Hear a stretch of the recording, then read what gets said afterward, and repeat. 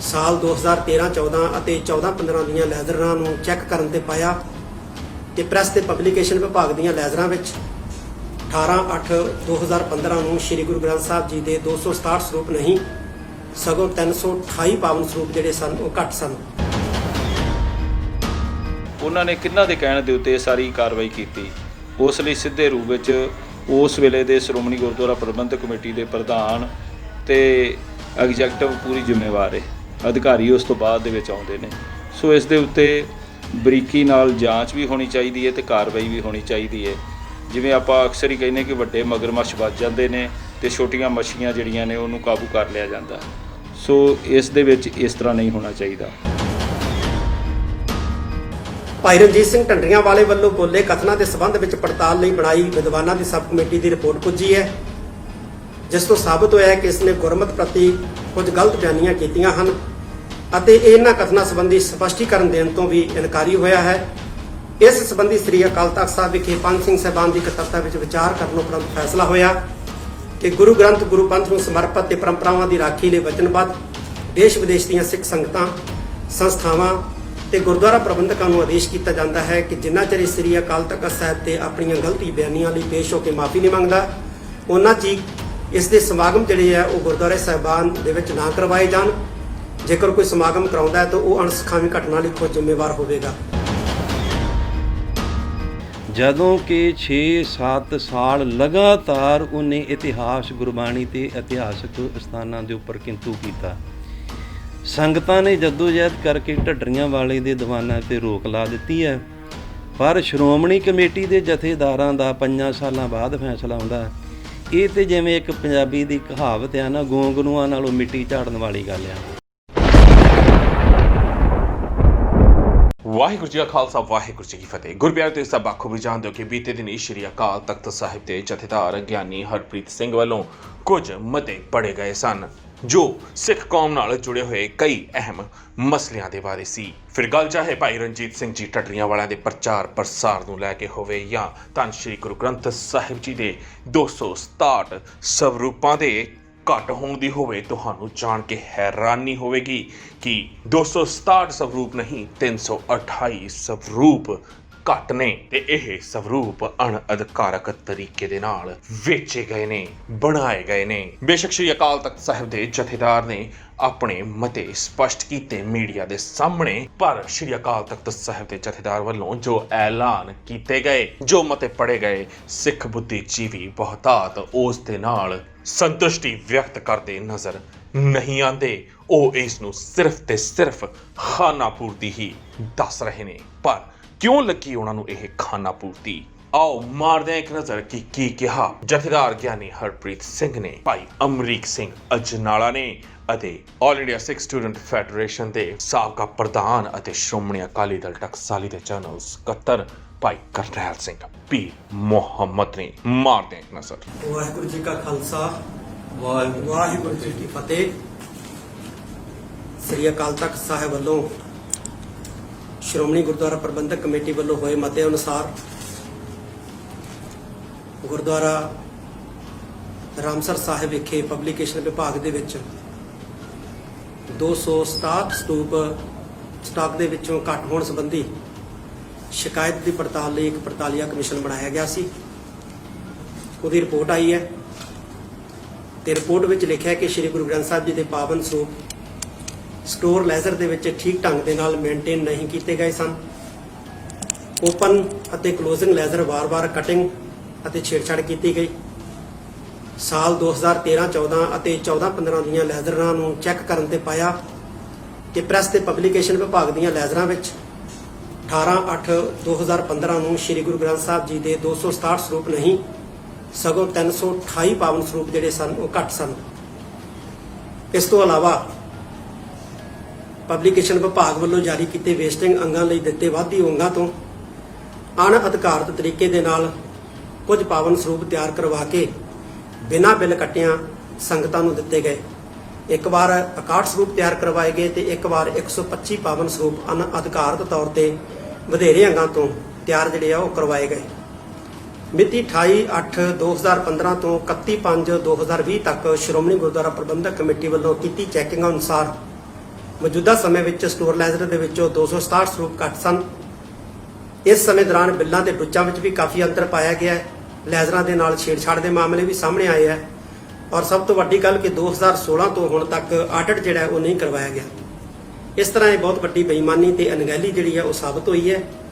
ਪੰਥ ਸਿੰਘ ਸਾਹਿਬਾਨ ਵੱਲੋਂ ਇਸ ਰਿਪੋਰਟ ਨੂੰ ਵਿਚਾਰਨ ਉਪਰੰਤ ਸ਼੍ਰੋਮਣੀ ਗੁਰਦੁਆਰਾ ਪ੍ਰਬੰਧਕ ਕਮੇਟੀ ਨੂੰ ਆਦੇਸ਼ ਦਿੱਤਾ ਹੈ ਕਿ ਇੱਕ ਹਫ਼ਤੇ ਦੇ ਅੰਦਰ ਅੰਦਰ ਸ਼ਾਰਟ ਨੋਟਿਸ ਤੇ ਅੰਤਰਿਮ ਕਮੇਟੀ ਦੀ ਮੀਟਿੰਗ ਬੁਲਾ ਕੇ ਰਿਪੋਰਟ ਵਿੱਚ ਦੋਸ਼ੀ ਪਾਏ ਗਏ ਕਰਮਚਾਰੀਆਂ ਅਧਿਕਾਰੀਆਂ ਖਿਲਾਫ ਬਣਦੀ ਕਾਰਵਾਈ ਜਿਹੜੀ ਹੈ ਸਖਤ ਤੋਂ ਸਖਤ ਕੀਤੀ ਜਾਏ।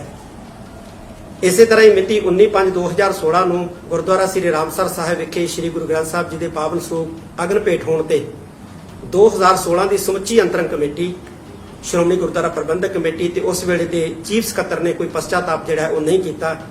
ਇਸ ਲਈ ਸਮੁੱਚੀ ਅੰਤਰਿਮ ਕਮੇਟੀ ਅਤੇ ਚੀਫ ਸਕੱਤਰ ਪੰਜ ਸਿੰਘ ਸਾਹਿਬਾਨ ਦੀ ਅਗਲੀ ਇਕੱਤਰਤਾ ਵਿੱਚ 18 ਸਤੰਬਰ ਨੂੰ ਸਵੇਰੇ 10 ਵਜੇ ਸ੍ਰੀ ਅਕਾਲ ਤਖਤ ਸਾਹਿਬ ਵਿਖੇ ਜਿਹੜਾ ਹੈ ਉਹ ਨਿੱਜੀ ਤੌਰ ਦੇ ਉੱਤੇ ਪੇਸ਼ ਹੋ ਕੇ ਆਪਣਾ ਸਪਸ਼ਟੀਕਰਨ ਦੇਣ। ਭਾਈ ਰਣਜੀਤ ਸਿੰਘ ਢੰਡਰੀਆਂ ਵਾਲੇ ਵੱਲੋਂ ਬੋਲੇ ਕਥਨਾਂ ਦੇ ਸਬੰਧ ਵਿੱਚ ਪੜਤਾਲ ਲਈ ਬਣਾਈ ਵਿਦਵਾਨਾਂ ਦੀ ਸਬ ਕਮੇਟੀ ਦੀ ਰਿਪੋਰਟ ਪੁੱਜੀ ਹੈ, ਜਿਸ ਤੋਂ ਸਾਬਤ ਹੋਇਆ ਹੈ ਕਿ ਇਸ ਨੇ ਗੁਰਮਤ ਪ੍ਰਤੀ ਕੁਝ ਗਲਤ ਬਿਆਨੀਆਂ ਕੀਤੀਆਂ ਹਨ ਅਤੇ ਇਹਨਾਂ ਕਥਨਾਂ ਸੰਬੰਧੀ ਸਪਸ਼ਟੀਕਰਨ ਦੇਣ ਤੋਂ ਵੀ ਇਨਕਾਰੀ ਹੋਇਆ ਹੈ। ਇਸ ਸੰਬੰਧੀ ਸ੍ਰੀ ਅਕਾਲ ਤਖਤ ਸਾਹਿਬ ਵਿਖੇ ਪੰਜ ਸਿੰਘ ਸਾਹਿਬਾਨ ਦੀ ਇਕੱਤਰਤਾ ਵਿੱਚ ਵਿਚਾਰ ਕਰਨ ਉਪਰੰਤ ਫੈਸਲਾ ਹੋਇਆ ਕਿ ਗੁਰੂ ਗ੍ਰੰਥ ਗੁਰੂ ਪੰਥ ਨੂੰ ਸਮਰਪਿਤ ਤੇ ਪਰੰਪਰਾਵਾਂ ਦੀ ਰਾਖੀ ਲਈ ਵਚਨਬੱਧ ਦੇਸ਼ ਵਿਦੇਸ਼ ਦੀਆਂ ਸਿੱਖ ਸੰਗਤਾਂ ਸੰਸਥਾਵਾਂ ਤੇ ਗੁਰਦੁਆਰਾ ਪ੍ਰਬੰਧਕਾਂ ਨੂੰ ਆਦੇਸ਼ ਕੀਤਾ ਜਾਂਦਾ ਹੈ ਕਿ ਜਿੰਨਾ ਚਿਰ ਸ੍ਰੀ ਅਕਾਲ ਤਖਤ ਸਾਹਿਬ ਤੇ ਆਪਣੀਆਂ ਗਲਤੀ ਬਿਆਨੀਆਂ ਲਈ ਪੇਸ਼ ਹੋ ਕੇ ਮਾਫੀ ਨਹੀਂ ਮੰਗਦਾ, ਉਹਨਾਂ ਚਿਰ ਇਸ ਦੇ ਸਮਾਗਮ ਜਿਹੜੇ ਆ ਉਹ ਗੁਰਦੁਆਰੇ ਸਾਹਿਬਾਨ ਦੇ ਵਿੱਚ ਨਾ ਕਰਵਾਏ ਜਾਣ। ਜੇਕਰ ਕੋਈ ਸਮਾਗਮ ਕਰਾਉਂਦਾ ਹੈ ਤਾਂ ਉਹ ਅਣਸਖਾਵੀ ਘਟਨਾ ਲਈ ਖੁਦ ਜ਼ਿੰਮੇਵਾਰ ਹੋਵੇਗਾ। ਨਾ ਇਸ ਨੂੰ ਸੁਣਿਆ ਜਾਵੇ ਤੇ ਨਾ ਹੀ ਇਸ ਦੀਆਂ ਵੀਡੀਓ ਆਦਿ ਅੱਗੇ ਸ਼ੇਅਰ ਕੀਤੀਆਂ ਜਾਣ। ਜੇ ਅਜੇ ਵੀ ਬਾਜ਼ ਨਾ ਆਇਆ ਤਾਂ ਇਸ ਤੇ ਸਖਤ ਤੋਂ ਸਖਤ ਕਾਰਵਾਈ ਜਿਹੜੀ ਉਹ ਕੀਤੀ ਜਾਏਗੀ। ਇਸੇ ਤਰ੍ਹਾਂ ਹਰਿੰਦਰ ਸਿੰਘ ਨਰਵੈਰ ਖਾਲਸਾ ਯੂਕੇ ਦੇ ਖਿਲਾਫ ਪਿਛਲੇ ਸਮੇਂ ਸੰਗਤਾਂ ਵੱਲੋਂ ਸ੍ਰੀ ਗੁਰੂ ਨਾਨਕ ਦੇਵ ਜੀ ਪ੍ਰਤੀ ਇਤਰਾਜ਼ਯੋਗ ਸ਼ਬਦਾਵਲੀ ਵਰਤਣ ਦੇ ਸਬੰਧ ਵਿੱਚ ਸ਼ਿਕਾਇਤਾਂ ਪੁੱਜੀਆਂ ਸਨ, ਜਿਸ ਦੀ ਇਸ ਨੂੰ ਪੱਤਰਕਾਰ ਨੰਬਰ ਆੜਾ ਤੱਤਾ 19377 ਮਿਤੀ 6/1/2020 ਰਾਹੀਂ 15 ਦਿਨ ਦੇ ਅੰਦਰ ਅੰਦਰ ਸਪਸ਼ਟੀਕਰਨ ਮੰਗਿਆ ਸੀ। ਇਸ ਨੇ ਸ੍ਰੀ ਅਕਾਲ ਤਖਤ ਸਾਹਿਬ ਵਿਖੇ ਨਹੀਂ ਭੇਜਿਆ।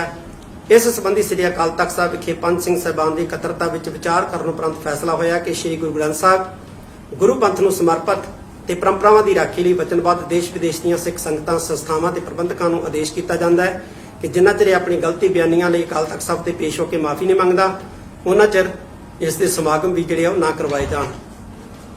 ਸੰਗਤਾਂ ਵੱਲੋਂ ਪੁੱਜੀਆਂ ਸ਼ਿਕਾਇਤਾਂ ਸਨ ਕਿ ਰਬਦਮਨ ਸਿੰਘ ਮਲਕ ਅਤੇ ਬਲਵੰਤ ਸਿੰਘ ਪੰਧੇਰ ਨੇ ਸਰੀ BC ਕੈਨੇਡਾ ਵਿਖੇ ਆਪਣੀ ਨਿੱਜੀ ਸੰਸਥਾ ਸਤਨਾਮ ਰਿਲੀਜੀਅਸ ਸੁਸਾਇਟੀ ਬਣਾ ਕੇ ਸ੍ਰੀ ਅਕਾਲ ਤਖਤ ਸਾਹਿਬ ਵੱਲੋਂ ਮਿਤੀ 9/5/1998 ਨੂੰ ਹੋਏ ਹੁਕਮਨਾਮੇ ਦੀ ਉਲੰਘਣਾ ਕੀਤੀ ਹੈ, ਜਿਸ ਵਿੱਚ ਸਪਸ਼ਟ ਲਿਖਿਆ ਹੈ ਕਿ ਸ਼੍ਰੋਮਣੀ ਗੁਰਦੁਆਰਾ ਪ੍ਰਬੰਧਕ ਕਮੇਟੀ ਤੋਂ ਬਿਨਾਂ ਸ੍ਰੀ ਗੁਰੂ ਗ੍ਰੰਥ ਸਾਹਿਬ ਜੀ ਦੀ ਛਪਾਈ ਹੋਰ ਕੋਈ ਨਹੀਂ ਕਰ ਸਕਦਾ। ਇਹਨਾਂ ਨੇ ਬਿਨਾਂ ਆਗਿਆ ਤੋਂ ਸ੍ਰੀ ਗੁਰੂ ਗ੍ਰੰਥ ਸਾਹਿਬ ਜੀ ਦੇ ਸਰੂਪਾਂ ਦੀ ਛਪਾਈ ਕੀਤੀ ਹੈ, ਜਿਸ ਸੰਬੰਧੀ ਸ੍ਰੀ ਅਕਾਲ ਤਖਤ ਸਾਹਿਬ ਵਿਖੇ ਪੰਜ ਸਿੰਘ ਸਾਹਿਬਾਨ ਦੀ ਇਕੱਤਰਤਾ ਵਿੱਚ ਵਿਚਾਰ ਕਰਨ ਉਪਰੰਤ ਫੈਸਲਾ ਹੋਇਆ ਕਿ ਕੈਨੇਡਾ ਨਿਵਾਸੀ ਰਬਦਮਨ ਸਿੰਘ ਮਲਕ ਬਲਵੰਤ ਸਿੰਘ ਪੰਧੇਰ ਨੂੰ ਆਦੇਸ਼ ਕੀਤਾ ਜਾਂਦਾ ਹੈ ਕਿ ਇਸ ਸੰਬੰਧੀ ਆਪਣਾ ਸਪਸ਼ਟੀਕਰਨ 1 ਮਹੀਨੇ ਦੇ ਅੰਦਰ ਅੰਦਰ ਸ੍ਰੀ ਅਕਾਲ ਤਖਤ ਸਾਹਿਬ ਵਿਖੇ ਭੇਜਣ। ਇਸ ਤੋਂ ਇਲਾਵਾ ਇਹ ਵੀ ਆਦੇਸ਼ ਕੀਤਾ ਜਾਂਦਾ ਹੈ ਕਿ ਇਹਨਾਂ ਵੱਲੋਂ ਹੁਣ ਤੱਕ ਤਿਆਰ ਕੀਤੇ ਪਾਵਨ ਸਰੂਪ ਸਮੇਤ ਛਾਪਾਖਾਨਾ ਮਸ਼ੀਨਰੀ ਸਿੱਖ ਸੰਗਤਾਂ ਦੀ ਭਾਵਨਾਵਾਂ ਅਨੁਸਾਰ ਗੁਰਦੁਆਰਾ ਗੁਰੂ ਨਾਨਕ ਸਿੱਖ ਸੁਸਾਇਟੀ ਡੈਲਟਾ ਸਰੀ BC ਕੈਨੇਡਾ ਵਿਖੇ ਮੋਹਤਬਰ ਸਿੱਖਾਂ ਦੀ ਹਾਜ਼ਰੀ ਵਿੱਚ ਸਭਾਈਮਾਨ ਕੀਤੇ ਜਾਣ ਅਤੇ ਗੁਰਦੁਆਰਾ ਸਾਹਿਬ ਦੇ ਪ੍ਰਬੰਧਕਾਂ ਨੂੰ ਵੀ ਆਦੇਸ਼ ਕੀਤਾ ਕਿ ਇਹਨਾਂ ਵੱਲੋਂ ਤਿਆਰ ਕੀਤੇ ਪਾਵਨ ਸਰੂਪਾਂ ਦੀ ਸੂਝਵਾਨ ਗ੍ਰੰਥੀ ਸਿੰਘਾਂ ਪਾਸੋਂ ਦਰਸ਼ਨ ਵਿਚਾਰ ਕਰਕੇ ਅੱਖਰਾਂ ਤਤਕਰੇ ਤੋਂ ਲੈ ਕੇ ਰਾਗਮਾਲਾ ਤੀਕ ਬਾਅਦ ਘਾਟ ਹੋਣ ਜਾਂ ਨਾ ਹੋਣ ਬਾਰੇ ਮਿਲਾਨ ਕਰਵਾ ਕੇ ਰਿਪੋਰਟ 6 ਮਹੀਨੇ ਦੇ ਅੰਦਰ ਅੰਦਰ ਸ੍ਰੀ ਅਕਾਲ ਤਖਤ ਸਾਹਿਬ ਵਿਖੇ ਭੇਜੀ ਜਾਵੇ। ਪਿਛਲੇ ਦਿਨੀ chief Khalsa Diwan charitable society ਪਾਸੋਂ ਊੜਾ ਫਾਰਮ ਸੰਬੰਧੀ ਅਮਰ ਛਕੇ ਜਾਂ ਨਾ ਛਕੇ ਹੋਣ ਸੰਬੰਧੀ ਜਾਣਕਾਰੀ ਮੰਗੀ ਗਈ ਸੀ।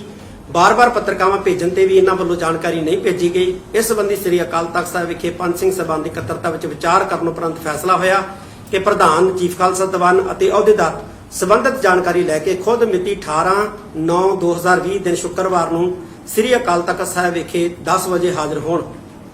ਬਾਬਾ ਸ਼ਮਸ਼ੇਰ ਸਿੰਘ ਜਗਨਨਾਥਪੁਰੀ ਉੜੀਸਾ ਵਿਖੇ ਗੁਰਦੁਆਰਾ ਸਾਹਿਬ ਬਣਾਇਆ ਹੈ, ਜਿਸ ਦਾ ਨਾਮ ਆਰਤੀ ਸਾਹਿਬ ਰੱਖਿਆ ਹੈ, ਜਦਕਿ ਇਹ ਉਹ ਸਥਾਨ ਨਹੀਂ ਜਿੱਥੇ ਗੁਰੂ ਨਾਨਕ ਸਾਹਿਬ ਨੇ ਆਰਤੀ ਉਚਾਰੀ ਸੀ।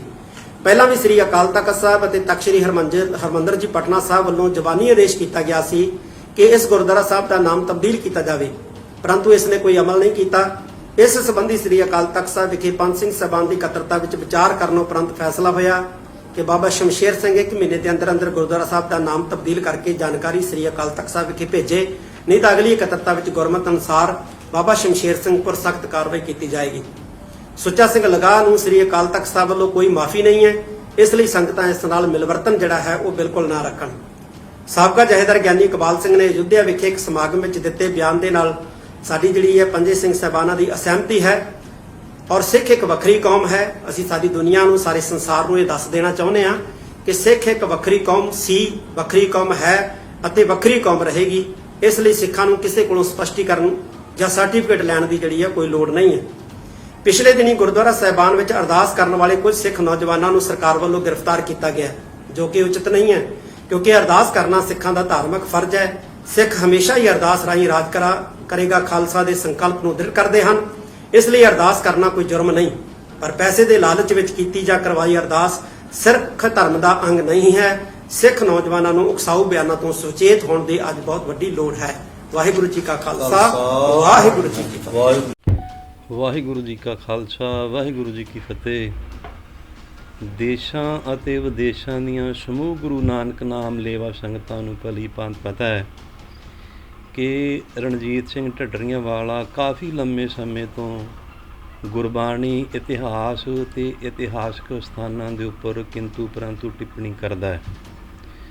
ਸੰਗਤਾਂ ਨੇ ਲੰਮਾ ਸਮਾਂ ਜੱਦੋਜਹਿਦ ਕੀਤੀ। ਢੱਡਰੀਆਂ ਵਾਲੇ ਨੇ ਆਪਣੇ ਦੀਵਾਨ ਸ੍ਰੀ ਅੰਮ੍ਰਿਤਸਰ ਸਾਹਿਬ ਦੀ ਧਰਤੀ 'ਤੇ ਰੱਖੇ ਸਨ। ਸੰਗਤਾਂ ਜੱਦੋਜਹਿਦ ਕਰਕੇ ਉਹਦੇ ਦੀਵਾਨ ਸ੍ਰੀ ਅੰਮ੍ਰਿਤਸਰ ਸਾਹਿਬ ਤੋਂ ਬੰਦ ਕਰਵਾਏ। ਇਸ ਤੋਂ ਬਾਅਦ ਚੋਹਲਾ ਸਾਹਿਬ ਦੀ ਧਰਤੀ 'ਤੇ ਢੱਡਰੀਆਂ ਵਾਲੇ ਨੇ ਜਿੱਦ ਨਾਲ ਦੀਵਾਨ ਰੱਖੇ ਸਨ। ਉੱਥੇ ਵੀ ਸਿੱਖ ਸੰਗਤਾਂ ਨੇ ਜੱਦੋਜਹਿਦ ਕਰਕੇ ਉਹਦੇ ਦੀਵਾਨਾਂ ਨੂੰ ਬੰਦ ਕਰਵਾਇਆ। ਉਪਰੰਤ ਗੁਰਦਾਸਪੁਰ ਧਰਤੀ 'ਤੇ ਵੀ ਢੱਡਰੀਆਂ ਵਾਲੇ ਨੇ ਆਪਣੇ ਦੀਵਾਨ ਲਾਉਣ ਆਰੰਭ ਕੀਤੇ ਸਨ, ਪਰ ਸੰਗਤਾਂ ਨੇ ਗੁਰੂ ਸਾਹਿਬ ਦੀ ਕਿਰਪਾ ਨਾਲ ਉੱਥੇ ਵੀ ਜੱਦੋਜਹਿਦ ਕਰਕੇ ਬੰਦ ਕਰਵਾਏ ਸਨ। ਉਪਰੰਤ ਮਾਲਵੇ ਦੀ ਧਰਤੀ 'ਤੇ ਜਾ ਕਰਕੇ ਸਿੱਖ ਜਥੇਬੰਦੀਆਂ ਨੇ ਢੱਡਰੀਆਂ ਵਾਲੇ ਦੇ ਦੀਵਾਨ ਬੰਦ ਕਰਵਾਉਣ ਦੀ ਕੋਸ਼ਿਸ਼ ਕੀਤੀ, ਪਰ ਢੱਡਰੀਆਂ ਵਾਲੇ ਨੇ ਆਪਣੇ ਆਪ ਕਹਿ ਦਿੱਤਾ ਵੀ ਅੱਜ ਤੋਂ ਬਾਅਦ ਮੈਂ ਕਿਸੇ ਵੀ ਇਲਾਕੇ ਵਿੱਚ ਜਾ ਕਰਕੇ ਆਪਣੇ ਦੀਵਾਨ ਨਹੀਂ ਲਾਊਂਗਾ। ਪਰ ਸ਼੍ਰੋਮਣੀ ਕਮੇਟੀ ਦੇ ਜਥੇਦਾਰਾਂ ਵੱਲੋਂ ਕੱਲ੍ਹ ਫੈਸਲਾ ਹੁੰਦਾ ਹੈ, ਜਦੋਂ ਕਿ 6-7 ਸਾਲ ਲਗਾਤਾਰ ਉਹਨੇ ਇਤਿਹਾਸ, ਗੁਰਬਾਣੀ ਅਤੇ ਇਤਿਹਾਸਕ ਸਥਾਨਾਂ ਦੇ ਉੱਪਰ ਕਿੰਤੂ ਕੀਤਾ। ਸੰਗਤਾਂ ਨੇ ਜੱਦੋਜਹਿਦ ਕਰਕੇ ਢੱਡਰੀਆਂ ਵਾਲੇ ਦੇ ਦੀਵਾਨਾਂ 'ਤੇ ਰੋਕ ਲਾ ਦਿੱਤੀ ਹੈ, ਪਰ ਸ਼੍ਰੋਮਣੀ ਕਮੇਟੀ ਦੇ ਜਥੇਦਾਰਾਂ ਦਾ 5 ਸਾਲਾਂ ਬਾਅਦ ਫੈਸਲਾ ਹੁੰਦਾ ਹੈ। ਇਹ ਤਾਂ ਜਿਵੇਂ ਇੱਕ ਪੰਜਾਬੀ ਦੀ ਕਹਾਵਤ ਆ ਨਾ, ਗੋਂਗਲੂਆਂ ਨਾਲੋਂ ਮਿੱਟੀ ਝਾੜਨ ਵਾਲੀ ਗੱਲ ਆ। ਇਸ ਫੈਸਲੇ 'ਤੇ ਸੰਗਤਾਂ ਸੰਤੁਸ਼ਟ ਨਹੀਂ। ਸੰਤੁਸ਼ਟ ਤਾਂ ਹੁੰਦੀਆਂ ਜੇਕਰ ਤੁਰੰਤ ਸ੍ਰੀ ਅਕਾਲ ਤਖਤ ਸਾਹਿਬ 'ਤੇ ਸ਼ਿਕਾਇਤਾਂ ਗਈਆਂ ਸਨ, ਤੁਰੰਤ ਫੈਸਲਾ ਲਿਆ ਜਾਂਦਾ ਅਤੇ ਸੰਗਤਾਂ ਇਸ ਫੈਸਲੇ ਦਾ ਧੰਨਵਾਦ ਕਰਦੀਆਂ। ਪਰ ਲੰਮਾ ਸਮਾਂ ਜੱਦੋਜਹਿਦ ਕਰਨ ਤੋਂ ਬਾਅਦ ਢੱਡਰੀਆਂ ਵਾਲੇ ਨੇ ਅੱਜ ਤੋਂ 6 ਮਹੀਨੇ ਪਹਿਲਾਂ ਐਲਾਨ ਕਰ ਦਿੱਤਾ ਕਿ ਮੈਂ ਕਿਸੇ ਵੀ ਇਲਾਕੇ ਵਿੱਚ ਜਾ ਕਰਕੇ ਆਪਣੇ ਦੀਵਾਨ ਨਹੀਂ ਲਾਊਂਗਾ। ਪਰ ਸ਼੍ਰੋਮਣੀ ਕਮੇਟੀ ਦੇ ਜਥੇਦਾਰਾਂ ਦਾ ਕੱਲ੍ਹ ਫੈਸਲਾ ਹੁੰਦਾ, ਇਸ ਫੈਸਲੇ ਨੂੰ ਸੰਗਤਾਂ ਕਦੇ ਵਾਸਤੇ ਸਵੀਕਾਰ ਨਹੀਂ ਕਰਨਗੀਆਂ। ਇਹ ਤਾਂ ਇੱਕ ਮਗਰਮੱਛ ਦੇ ਹੰਝੂਆਂ ਵਾਲੀ ਗੱਲ ਆ ਜਾਂ ਗੋਂਗਲੂਆਂ ਨਾਲੋਂ ਮਿੱਟੀ ਝਾੜਨ ਵਾਲੀ ਗੱਲ ਆ। ਇਹ ਕੋਈ ਪੰਥਕ ਰਵਾਇਤਾਂ ਅਨੁਸਾਰ ਜਾਂ ਜਿਹੜੀ ਸ੍ਰੀ ਅਕਾਲ ਤਖਤ ਸਾਹਿਬ ਦੀ ਮਾਨ ਮਰਜ਼ਾਦਾ ਉਹਦੇ ਅਨੁਸਾਰ ਇਹਨਾਂ ਦਾ ਫੈਸਲਾ ਜਿਹੜਾ ਇਹ ਪੂਰਾ ਸਿੱਖ ਸੰਗਤ ਵਿੱਚ ਮੰਨਿਆ ਨਹੀਂ ਜਾਵੇਗਾ, ਕਿਉਂਕਿ ਢੱਡਰੀਆਂ ਵਾਲੇ ਨੇ ਆਪਣੇ ਆਪ ਕਹਿ ਦਿੱਤਾ ਕਿ ਮੈਂ ਆਪਣੇ ਦੀਵਾਨਾਂ ਨੂੰ ਕਦੇ ਵਾਸਤੇ ਪਿੰਡਾਂ, ਸ਼ਹਿਰਾਂ, ਕਸਬਿਆਂ ਵਿੱਚ ਵਿਚਰ ਕਰਕੇ ਨਹੀਂ ਲਾਊਂਗਾ। ਵਾਹਿਗੁਰੂ ਜੀ ਕਾ ਖਾਲਸਾ, ਵਾਹਿਗੁਰੂ ਜੀ ਕੀ ਫਤਿਹ। ਬੀਤੇ ਦਿਨੀ ਸ੍ਰੀ ਅਕਾਲ ਤਖਤ ਸਾਹਿਬ ਦੇ ਐਕਟਿੰਗ ਜਥੇਦਾਰ ਗਿਆਨੀ ਹਰਪ੍ਰੀਤ ਸਿੰਘ ਤੇ ਬਾਕੀ 4 ਸਿੰਘ ਸਾਹਿਬਾਨ ਨੇ ਸ੍ਰੀ ਅਕਾਲ ਤਖਤ ਸਾਹਿਬ ਤੋਂ ਕੁਝ ਫੈਸਲੇ ਕਰਕੇ ਕੌਮ ਦੇ ਨਾਮ ਜੋ ਹੁਕਮਨਾਮੇ ਜਾਰੀ ਕੀਤੇ ਨੇ, ਉਸ ਸੰਬੰਧ ਵਿੱਚ ਮੈਂ ਬੇਨਤੀ ਕਰਨੀ ਚਾਹਾਂਗਾ ਕਿ ਸ੍ਰੀ ਅਕਾਲ ਤਖਤ ਸਾਹਿਬ ਜੀ ਦਾ ਰੁਤਬਾ ਸਿੱਖ ਕੌਮ ਦੇ ਵਿੱਚ ਬਹੁਤ ਹੀ ਅਜ਼ੀਮ ਹੈ। ਇਸ ਪਵਿੱਤਰ ਰੁਤਬੇ ਦੇ ਉੱਪਰ ਕੋਈ ਕਿੰਤੂ ਪਰੰਤੂ ਨਹੀਂ ਕੀਤਾ ਜਾ ਸਕਦਾ। ਲੇਕਿਨ ਜਿਹੜੇ ਸਾਡੇ ਸਿੰਘ ਸਾਹਿਬਾਨ ਨੇ, ਜਿਨ੍ਹਾਂ ਦੇ ਉੱਤੇ ਪਿਛਲੇ ਸਮੇਂ ਦੇ ਵਿੱਚ ਪ੍ਰਸ਼ਨ ਚਿੰਨ੍ਹ ਲੱਗਾ ਹੈ ਅਤੇ ਉਹਨਾਂ ਨੇ ਖੁਦ ਵੀ ਕਬੂਲ ਕੀਤਾ ਹੈ ਕਿ ਸਾਡੇ ਕੋਲ ਗਲਤੀਆਂ ਹੋਈਆਂ ਨੇ, ਅਤੇ ਮੌਜੂਦਾ ਸਮੇਂ ਦੇ ਵਿੱਚ ਗਿਆਨੀ ਹਰਪ੍ਰੀਤ ਸਿੰਘ ਜੀ, ਜਿਨ੍ਹਾਂ ਤੋਂ ਆਸ ਕਰਦੇ ਹਾਂ ਕਿ ਉਹ ਪਹਿਲੇ ਜਥੇਦਾਰਾਂ ਨਾਲੋਂ ਕੁਝ ਅਲੱਗ ਆਪਣੀ ਪਹਿਚਾਣ ਬਣਾਉਣ ਦੇ ਵਿੱਚ ਕਾਮਯਾਬ ਹੋਏ ਨੇ ਅਤੇ ਕੁਝ ਚੰਗੇ ਫੈਸਲੇ ਲੈਣਗੇ। ਉਹਨਾਂ ਦੇ ਬਾਰੇ ਵਿੱਚ ਮੈਂ ਜੋ ਮਹਿਸੂਸ ਕਰ ਰਿਹਾ ਕਿ ਉਹਨਾਂ ਨੇ ਜਾਂਚ ਕੀਤੀ ਹੈ, ਕਰਵਾਈ ਹੈ। ਉਹਨਾਂ ਨੇ ਇਹ ਵੀ ਕਿਹਾ ਕਿ 267 ਸਰੂਪ ਨਹੀਂ, ਇਹ 328 ਸਰੂਪ ਨੇ, ਜਿਨ੍ਹਾਂ ਦੇ ਬਾਰੇ ਕਿਹਾ ਜਾ ਰਿਹਾ ਹੈ ਕਿ ਉਹ ਸ਼੍ਰੋਮਣੀ ਗੁਰਦੁਆਰਾ ਪ੍ਰਬੰਧਕ ਕਮੇਟੀ ਨੇ ਪੋਲੀਟੀਕਲ ਪ੍ਰੈਸ਼ਰ ਦੇ ਤਹਿਤ ਅਧਿਕਾਰੀਆਂ ਨੇ ਉਹ ਸਰੂਪ ਪੋਲੀਟੀਕਲ ਬੰਦਿਆਂ ਦੇ ਕਹਿਣ ਦੇ ਉੱਤੇ ਅਲੱਗ-ਅਲੱਗ ਥਾਵਾਂ ਦੇ ਉੱਤੇ ਪਹੁੰਚਾਏ ਨੇ। ਉਸ ਦੀ ਇੱਕ ਤਾਂ ਪੂਰੀ ਜਿਹੜੀ ਜਾਂਚ ਹੈ ਉਹ ਜਨਤਕ ਹੋਣੀ ਚਾਹੀਦੀ ਹੈ। ਜਿੰਨੀ ਵੀ ਰਿਪੋਰਟ 1000 ਸਫ਼ੇ ਦੀ ਉਹ ਜਨਤਕ ਕੀਤੀ ਜਾਵੇ। ਅੱਜ ਸੋਸ਼ਲ ਮੀਡੀਆ ਹੈ, ਅੱਜ YouTube ਹੈ, ਤੇ ਉਸ ਦਾ ਇੱਕ ਪੱਖ ਜਿਹੜਾ ਉਹ ਕਲੀਅਰ ਹੋਣਾ ਚਾਹੀਦਾ।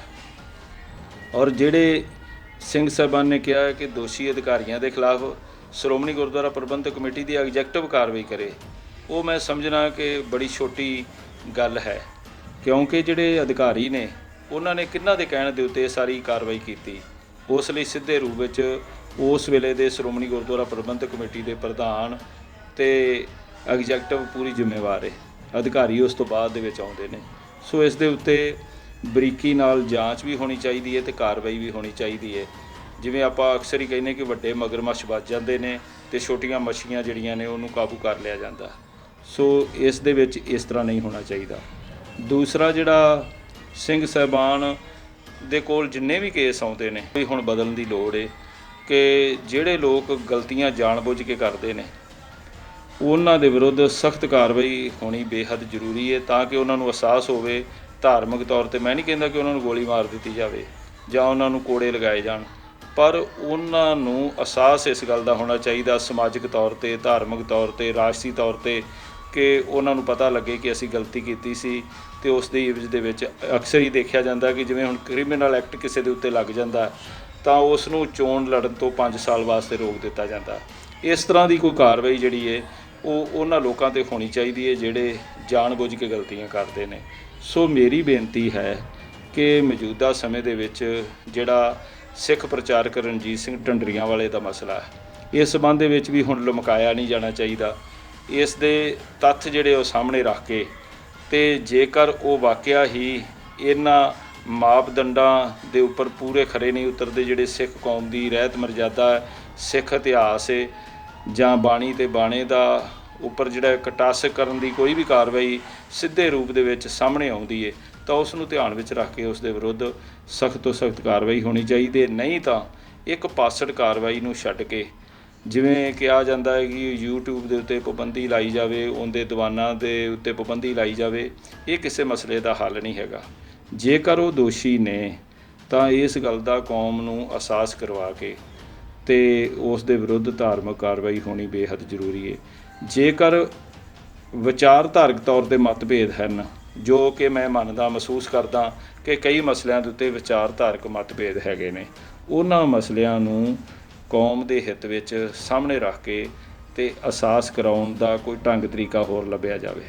ਸੋ ਇਹ ਮੇਰੀਆਂ ਬੇਨਤੀਆਂ ਨੇ, ਇਹਨਾਂ ਨੂੰ ਧਿਆਨ ਵਿੱਚ ਰੱਖ ਕੇ ਕੌਮ ਵਿੱਚ ਖਾਨਾ ਜੰਗੀ ਨਾ ਹੋਵੇ, ਕੌਮ ਚੜ੍ਹਦੀ ਕਲਾ ਵਿੱਚ ਰਵੇ ਤੇ ਹਰ ਪੱਖ ਤੋਂ ਸ੍ਰੀ ਅਕਾਲ ਤਖਤ ਸਾਹਿਬ ਜੀ ਦੇ ਅਦਬ ਸਤਿਕਾਰ ਤੇ ਉੱਥੇ ਬੈਠੇ ਜਥੇਦਾਰ ਸਾਹਿਬਾਨਾਂ ਦੀ ਇੱਜ਼ਤ ਜਿਹੜੀ ਹੈ ਉਹ ਕੌਮ ਦੇ ਵਿੱਚ ਬਰਕਰਾਰ ਰਵੇ। ਇਹਨਾਂ ਸਾਰੀਆਂ ਚੀਜ਼ਾਂ ਨੂੰ ਧਿਆਨ ਵਿੱਚ ਰੱਖਦੇ ਅਸੀਂ ਆਉਣ ਵਾਲੇ ਸਮੇਂ ਦੇ ਵਿੱਚ ਸ੍ਰੀ ਅਕਾਲ ਤਖਤ ਸਾਹਿਬ ਦੇ ਐਕਟਿੰਗ ਜਥੇਦਾਰ ਸਾਹਿਬ ਤੇ ਬਾਕੀ ਸਿੰਘ ਸਾਹਿਬਾਨਾਂ ਨੂੰ ਆਪਣੇ ਫੈਸਲੇ ਲੈਣੇ ਚਾਹੀਦੇ। ਵਾਹਿਗੁਰੂ ਜੀ ਕਾ ਖਾਲਸਾ, ਵਾਹਿਗੁਰੂ ਜੀ ਕੀ ਫਤਿਹ। ਗੁਰਪਿਆਰਿਓ, ਅੰਤਤಃ ਇੱਕੋ ਹੀ ਗੱਲ ਕਹਿਣਾ ਚਾਹਾਂਗੇ, ਹਰ ਸਿੱਖ ਦਾ ਅੱਜ ਖੁਆਬ ਹੈ ਕਿ ਸ੍ਰੀ ਅਕਾਲ ਤਖਤ ਸਾਹਿਬ ਤੇ ਜੋ ਵੀ ਜਥੇਦਾਰ ਦੇ ਅਹੁਦੇ ਤੇ ਕਾਬਜ਼ ਹੋਵੇ ਉਹ ਅਕਾਲੀ ਫੂਲਾ ਸਿੰਘ ਵਰਗੀ ਭੂਮਿਕਾ ਨਿਭਾਵੇ।